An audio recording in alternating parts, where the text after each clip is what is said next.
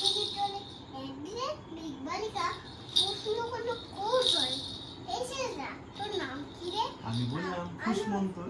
শুনতো বিগ বালিকা রেগে যাবো মিথ্যে কথা নাম কি হয় কখনো?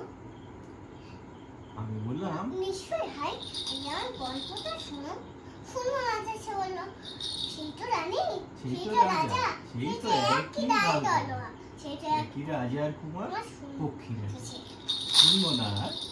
সব বাজে আমি বললাম সুমন্তর তোমার জন্য লিখবো রানী নতুন করে লিখবো তবে। নতুন করে লিখবো সত্যি লিখবি? ও বেশ, তাহলে মস্ত করে লিখতে হবে, মনে থাকবে। লিখে কিন্তু আমায় দিবি। লিখে কিন্তু আমায় দিবি। তুই বললো সে বললো আমি বললাম আমি বললাম তোমার জন্য তোমার জন্য লিখতে পারি এক পৃথিবী লিখতে লিখতে লেখা যখন সবে মাত্র দু চার পাতা চুপচাপ আনা যায় সেই ছোটবেলা খুঁজতে খুঁজতে চলে গেলাম খুঁজতে খুঁজতে চলে গেলাম ছোটবেলার মেঘের মাঠে। সেই মেঘের মাঠে কোনটা ছিলাম দেখা যায় শীতল মাঠে।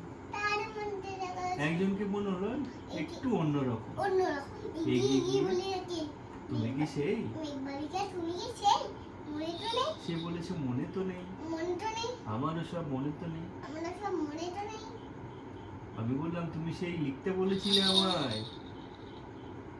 সে আমাকে লিখতে বলেছিল আমায় সে বলে সঙ্গে আছে। সেই দাও খাই ছিলে দাও ভাজিয়ে হ্যাঁ শোনো আর হ্যাঁ শোনো, আরে হ্যাঁ আর হ্যাঁ শোনো এখন আর মেঘ নই আমি আমার সবাই বৃষ্টি বলে এক ডাকে আমায়। বলেই হঠাৎ এক পশলা এক পশলায় চুল থেকে নখ চুল থেকে নো ভিজিয়ে দিয়ে অন্য অন্য বৃষ্টি বাদল সঙ্গে নিয়ে মিলিয়ে গেল খরস্রোতায়, মিলিয়ে গেল দূরে কোথাও দূরে দূরে।